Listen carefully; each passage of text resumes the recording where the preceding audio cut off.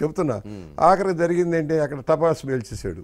లక్ష్మీభారతి వివాహం పిలిచేటప్పటికి మీటింగ్ రసాభాస అయిపోయి వెళ్ళిపోయింది. కాకావికలైపోయి అది అయిపోయింది, పార్టీ అయిపోయింది. ఇంద్రారెడ్డి అంటారు పారిపోయారు.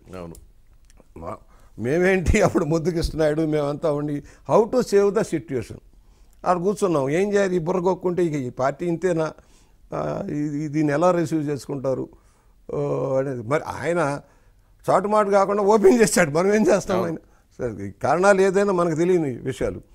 సరే అని అక్కడ ఒక అడ్వర్టైజ్మెంట్ వేశారు. తిరుపతి నుంచి అడ్వర్టైజ్మెంట్ రిలీజ్ చేశారు, మీ పేపర్లోనే వచ్చింది ఫుల్ పేజీ ఆ రోజున.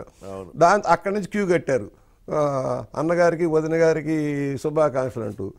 93లో పార్టీ మీటింగ్ పెట్టాలంటే ఇది పెళ్ళి అయిన తర్వాత అందరూ భయపడ్డారు.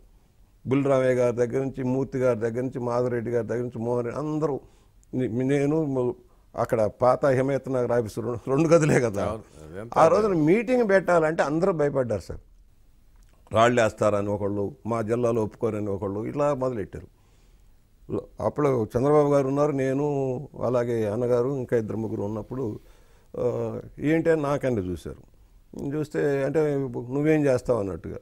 నేను పెడతాను సార్, మీటింగ్ పెడతాము, రాజమండ్రిలో పెడదాము, కాకపోతే అందరికి నేను చందాల కింద అడగలేను, మనకు పార్టీ కూడా ప్రతిపక్షంలో ఉన్నాం, ఫండ్ కావాలి కదా, మీరు ఏదైనా డబ్బు చందాలు వస్తే మీ దగ్గర ఉంచుకోండి, అక్కడ ఏదైనా ఖర్చు అయితే మీరు ఇద్దరు కానీ అని అంటే పెడతామంటే పెడతాను. అంటే ఎంత ఖర్చు అవ్వచ్చు అని అన్నారు. నేను ఏదో చూసి ఒక 5 లక్షల రూపాయలు అవుతుందంటే చంద్రబాబు గారు నవ్వారు ఆ రోజున. ఆయన స్టైల్లో వేరు కదా, ఆ భారీ ఎత్తున అంటారు. ఆయన అని ఏంటి మీరు రాజమండ్రి మీటింగ్ పెడుతున్నారా, స్టేట్ మీటింగ్ పెడుతున్నారా అన్నారు. స్టేట్ మీటింగ్ ఏనండి అది, ఎందుకంటే ఒకరోజు ప్రోగ్రాం, మనం భోజనాలు గిజనాలు పెడతాం లేదు, అది డయాసులు గియాసులు అవన్నీ మేము ఏదో పడతాంలే, ఒక 5 లక్షల రూపాయలు. అన్నగారికి ఏంటంటే ఖర్చు తక్కువ అయితే బాగుంటుంది కానీ ఆయన హ్యాపీగా ఓకే కానీ అన్నారు. అని 1 లక్ష రూపాయలు చెక్ ఇవ్వమంటే ఆ జెండాల కంపెనీ అతనికి ఉన్నాడు కదా, వాడికి ఏంటి సార్ అని మొదలుపెట్టి చేసాం. నేను అక్కడి నుంచి బూమ్ చేశా, ఏదో జరగబోతుంది అన్న ఒక హైప్ క్రియేట్ చేసి కార్యకర్తలు వాళ్ళ సహకారంతో చేస్తే ఒక 10 లక్షలు ఎంత ఖర్చు అయింది. అప్పుడు ఆయన ఇచ్చింది 1,00,000 ముందు, తర్వాత ఒక 4 లక్షలు మళ్ళీ ఆ జెండాలు అతనికి ఇచ్చారు, వేరే విషయం. ఆ మీటింగ్కి అసలు విరగ తీసుకుంటూ వచ్చారు, రాష్ట్రం అంతా వచ్చారు. ఇక అక్కడి నుంచి ప్రతివాడు మా ఊర్లో పెడతా అని నల్గొండలోనూ. దీన్ని బట్టి మీకు ఏమర్థమైంది? విండ్ వస్తే జనం వస్తారు. అసలు ప్రజల మనోభావాలని పట్టుకోవటంలో మీరు పార్టీ వాళ్ళకి ఎందుకు పనికిరారు? ఎన్టీ రామారావు పెళ్లి చేసుకునే నాటికి ప్రజల్లో ఆ పెళ్లి మీద వ్యతిరేకత లేదు, ఆ తర్వాత లక్ష్మీపార్వతి ప్రవర్తన కారణంగా వచ్చిన వ్యతిరేకత అంతే. లేకపోతే 220 సీట్లు మిత్రపక్షాలు. కానీ మీరు పెళ్లి చేసుకుంటే ఏంటని భయపడిపోయారు మీరు కదా, భయపడ్డారు. కానీ ఎన్టీ రామారావు మొండిగా ఆవిడ పక్కన వేసుకుని క్యాంపెయిన్ చేశాడు 94. నేను కూడా తీసుకురావద్దన్నా, తీసుకొచ్చాడు రైల్లో.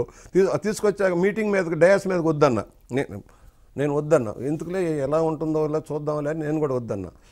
కాదని ఆయన నైస్గా పైకి పిలిచారు. ఇక్కడ నాకు ఒకటి చెప్పండి, మీ అనుభవంతో మీరు ఏం స్టడీ చేశారు? ఇప్పుడు ఎన్టీ రామారావు ఎన్నికలకు ముందు ఆవిడని తీసుకెళ్ళాడు మీతో మీటింగ్లకి కదా, ఎన్నికల తర్వాత ముఖ్యమంత్రి అయ్యి తీసుకెళ్ళాడు. ఇప్పుడు సమ్మతించిన వాళ్ళు అప్పుడు ఎందుకు సమ్మతించలే?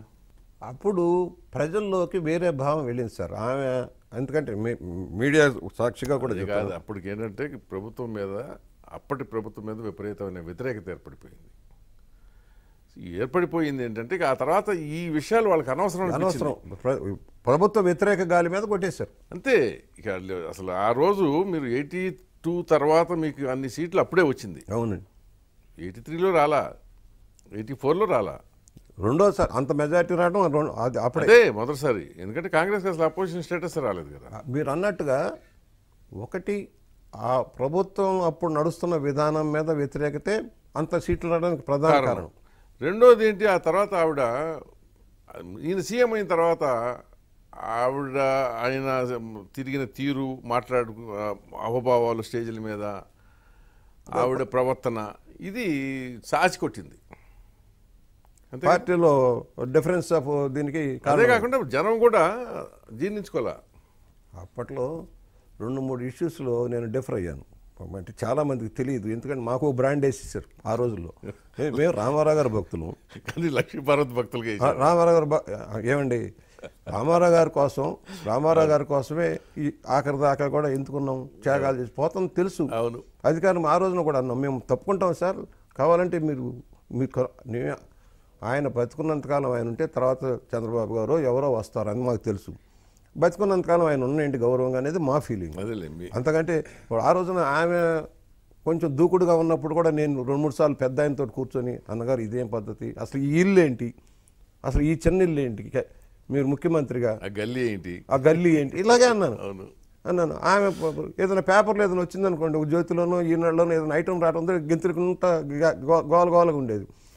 ఏదో ఐటమ్ చూసి కంప్లైంట్ చేసేది. నేను చెప్పాను, అమ్మ నువ్వు అధికారులు అంతా ఉంటారు, మీరు ఇలాగా వద్దు అన్నగారు, అసలు ఇది కరెక్ట్ కాదు విధానం చెప్తే నన్ను కూడా కష్టం